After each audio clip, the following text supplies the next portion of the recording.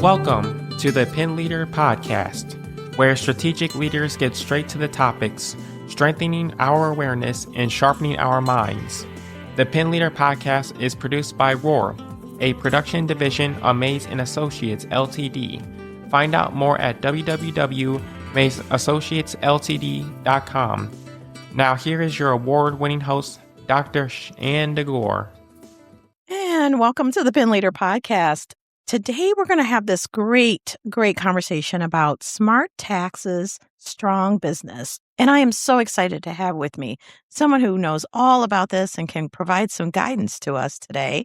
I have Mr. Jason Harris. He is a seasoned financial advisor and planner. Jason is deeply passionate about a client-first philosophy, delivering professional insights, personalized service, and financial education. He believes that you can't chart a path forward until you understand your financial past, and that means your relationship with your money. With a deep commitment to serving the unique needs of business owners, professionals, and entrepreneurs, Jason and his team provide specialized financial guidance to their clients and their families nationwide. He is born and raised in northern Michigan, and now he resides in Ohio with his wife, Kristen, and their 3 lovely children. So without further ado, welcome, Jason.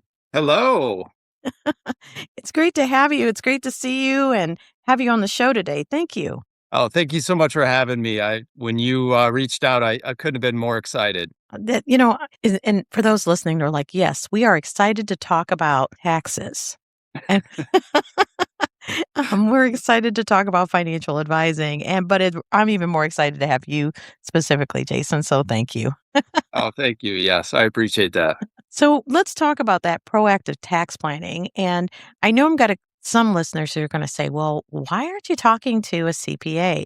And I'm going to be flat out honest. Again, my strongest leaders out there understand the need to have a financial advisor involved with tax preparation and to be working with a CPA. And so that really leads me into my first question for you to talk about proactive tax planning and why that difference is really more than just filing on time. That is a great point. And I want to just go back to what you said initially. Some of my strongest clients that have the best tax preparation have an advisory team. And that team is a collaborative effort between an accountant, their CPA, their advisor, and maybe even their attorney. When I have tax conversations or we're talking about preparing for not only them personally and professionally, but maybe even their business, we're doing it all as a team. So I would encourage those who are just meeting with their accountant or their CPA,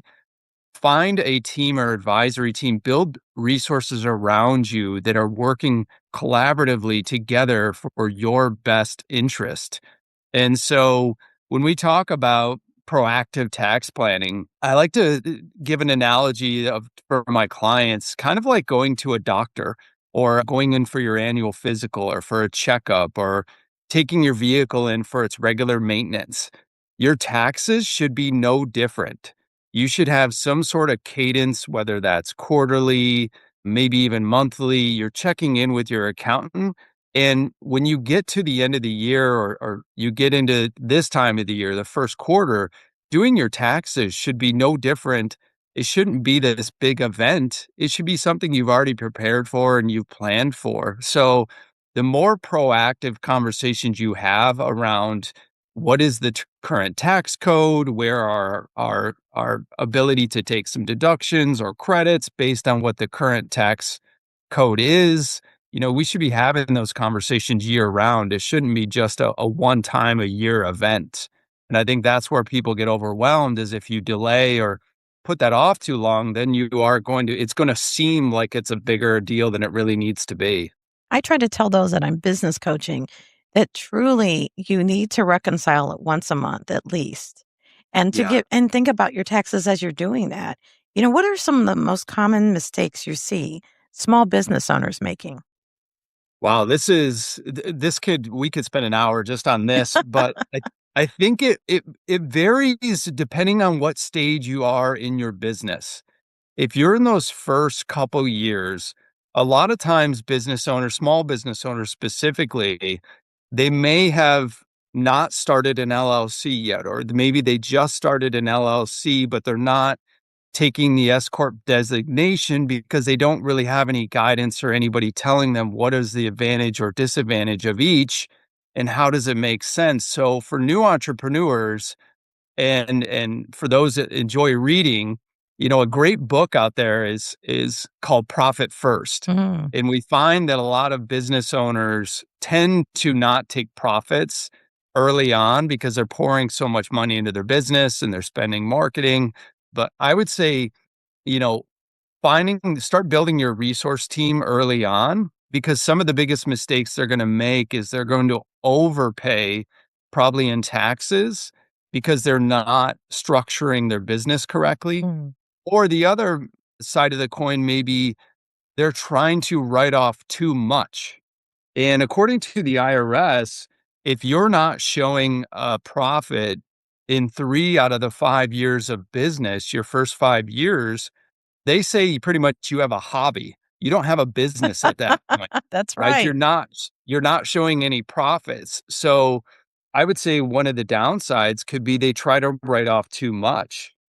The other big mistake I see is no separation between church and state, meaning they don't separate their personal finances from their business finances. Mm. They kind of commingle funds, right? They have one credit card and they're putting all of their personal expenses on the credit card along with their business expense.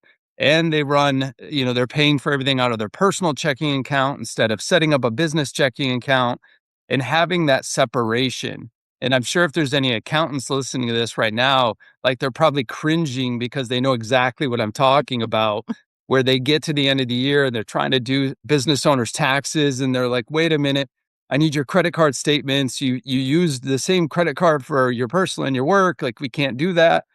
So have that separation between your business and your personal life and treat it as such. If you're going to be a business owner, you have to run it like a business. And then as people develop in their careers or their business becomes more successful, the challenges tend to shift. Now you have income. Now you're showing profits, you're showing wealth, you're showing all of this money coming in. So now it's okay, what strategies are out there to mitigate those taxes, or to how do I put more money away for my retirement? How do I maybe give some of those benefits back to my employees?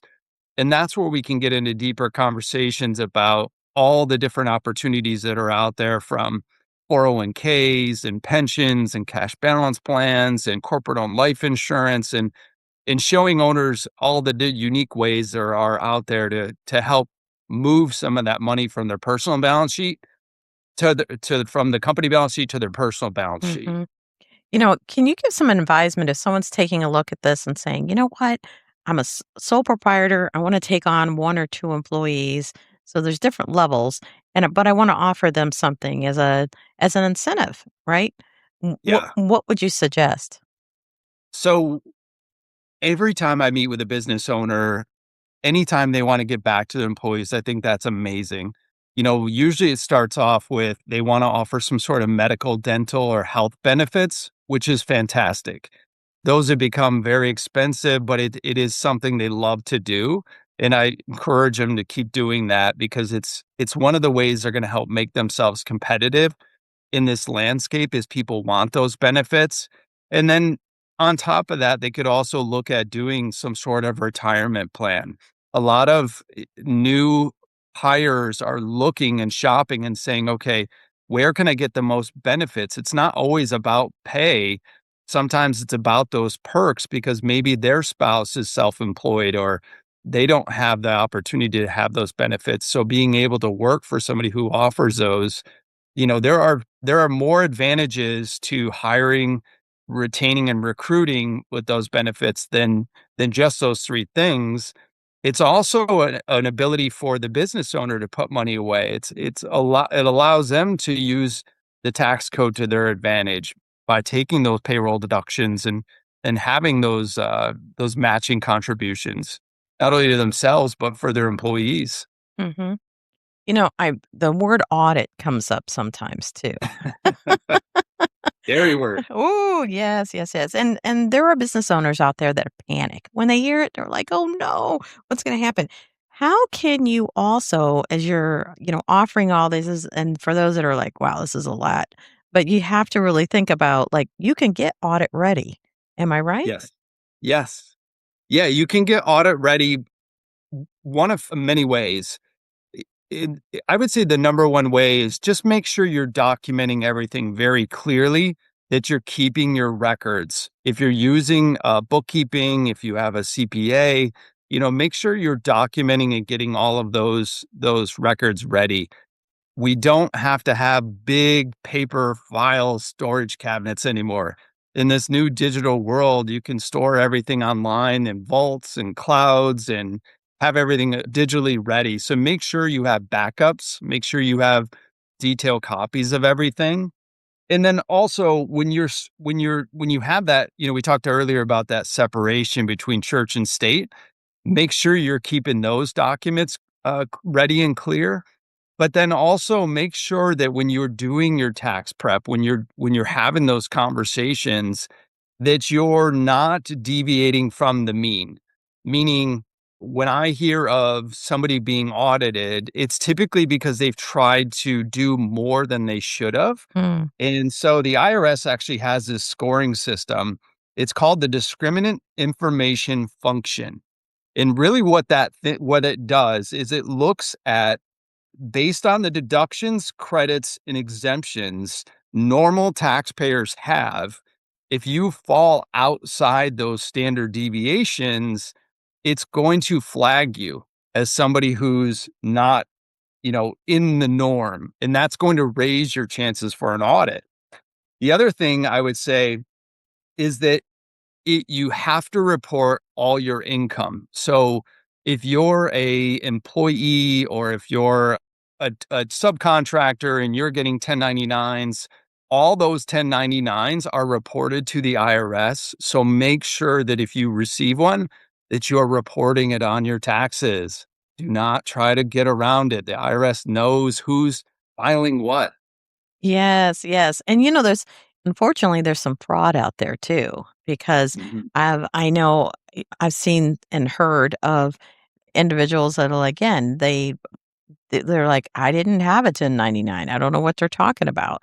And so Yeah. someone's gotten a hold of somebody's social security number or their EIN number. So you have to really be mindful. If you see something that appears, you need to double check and please check the amount that's on that. Yes, absolutely. Yeah. Completely agree. Yes. So I also have some large corporations that listen in and they've got people that work for them. They're not the small sole proprietors or even sometimes mid to large. What advisement for those that have individuals that are actually within the organization beyond being audited, but because again, these are individuals that maybe hundreds, maybe thousands of people report up through different individuals within the organization. What advisement would you tell them, especially trying to guide and be a leader to those that report to them or to their ranks? What would you tell them and how would you advise them, especially during this time? Are you talking about as far as taxes go? Taxes and financial planning. What would you tell them to advise to their organization?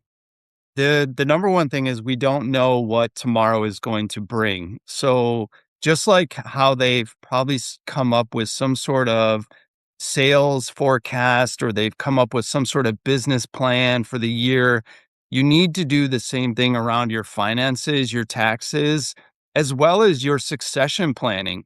I find that most don't have any kind of succession plan. If I'm meeting with a new business owner and I say, "Hey, show me your buy sell, show me your exit plan, show me your succession plan," it's crickets. They don't have anything in place.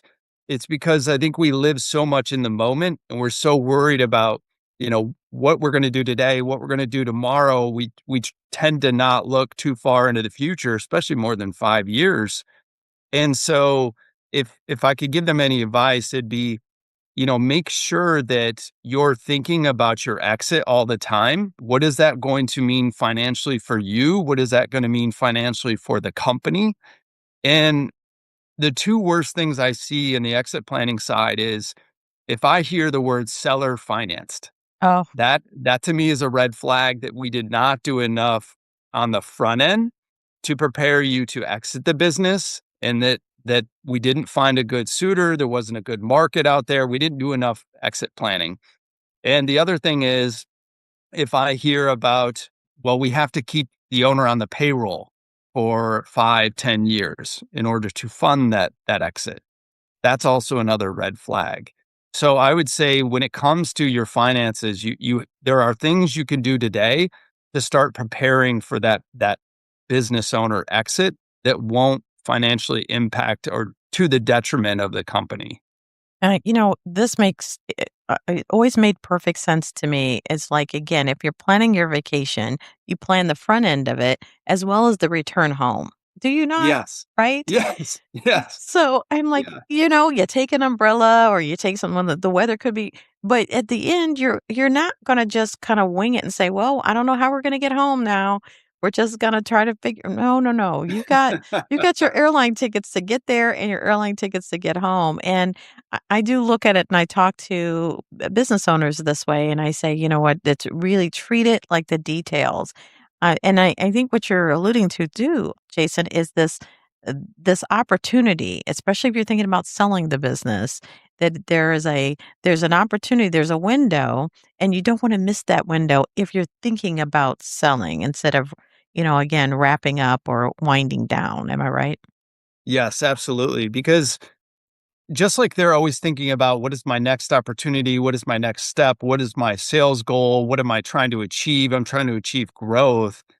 You also need to be thinking about when is the optimal time to exit. And the clients I work with, the business owners I work with, and we've done this exit planning, they're ready to exit at any moment because we never know what's going to happen. If I said to you in November of 2019, like, hey, your business is at the peak. We don't know if there's going to be a recession or a pandemic next year. Are you ready to exit now? How many business owners would have sold their business in December of 2019 had they known what was around the corner, Mhm. right? Mhm. We just never know when the next recession is, when the next downturn is, when the next, great recession is going to be. And so the really successful business owners are ready to exit at any moment because they may get a phone call. And we're seeing this in private equity and other industries like HVAC, nursing. There are certain industries right now that are getting those phone calls from private equity that are being acquired. So the ones that are ready to exit are the ones that are going to be most prepared to capitalize on those opportunities. You know, there is a number of reaches out, individuals that are reaching out saying, I know someone who's willing to buy your business. And they come, it seems like in an avalanche. For those that are getting those emails, what would you tell them, Jason? Get a team around you, get an advisory team. So not only am I a financial advisor and planner, but I'm also an exit advisor. So in that exit advising team, I have a list of resources, and we always talk about, okay, every single client's desires, needs are unique. Who needs to have a seat at that table? Sometimes it's myself, it's their attorney, it's their CPA. Sometimes it needs to be a whole team. Like we need to have CFO come in. We need to have somebody come in and evaluate talent. We need to have somebody business valuation done. We need to hire an M&A broker. Every single situation is going to be unique, whether it's a family transition or a third party sale. But I would tell them, you know, start planning for that now and start building an advisory team. Get a business valuation done because there's a couple things I'll share with you real quick. So the the most of the times I see business deal fail, it's usually because the process can be exhausting to sell your business, especially when you get into the negotiations. A lot of times when business owners aren't mentally prepared to exit, they get cold feet and they'll end up backing out on the deal. Usually about, the last hour, they get scared. The other thing is that if they've done the exit planning correctly and they're prepared, this process will feel more normal and natural because they've already mentally prepared themselves for that next chapter and that next step. And they may even know what that's going to be. Maybe they're going to start another business. Maybe it's going to be just, playing golf and sitting by the beach. Everybody's wants and desires are a little different. So you bring up such a great point again, and people are like, "Well, how's this all related?" Well, you can tell strong business. Again, this is strong. It's smart taxes and then strong business.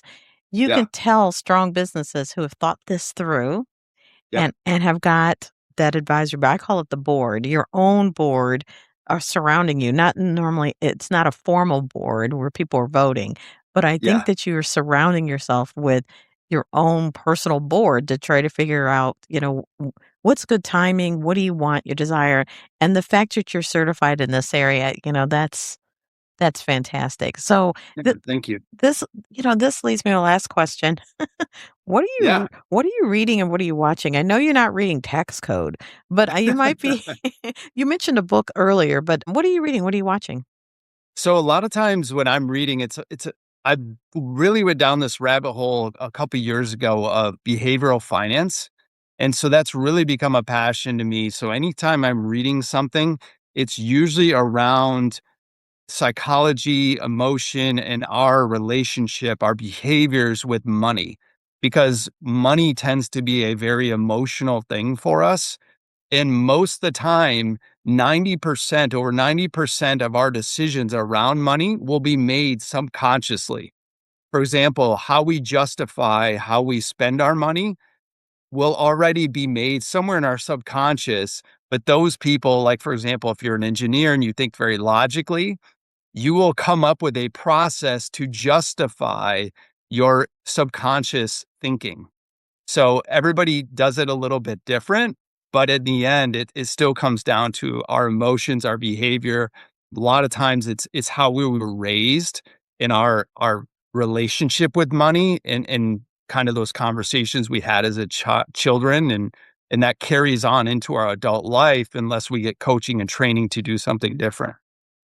Excellent. Well, I can't thank you enough for coming on and really talking about both those, understanding those taxes and how it has implications, but also how to even have that exit smart plan out strong, building your company and getting it there. Thank you so much for your time, Jason. Appreciate it. Oh, thank you for having me, Dr. Gore. And this was a fantastic conversation to have. Excellent. And thank you for our listeners who are taking the time to share the show and like it. We so appreciate you. And we also appreciate our sponsors, J. Foster Jewelers, family owned, offering the finest natural gemstones, stunning engagement rings, and brilliant diamonds. And of course, Mr. Brian Davis. Thank you so much. As a good neighbor, Brian is always there, and we appreciate him at State Farm. So until next time.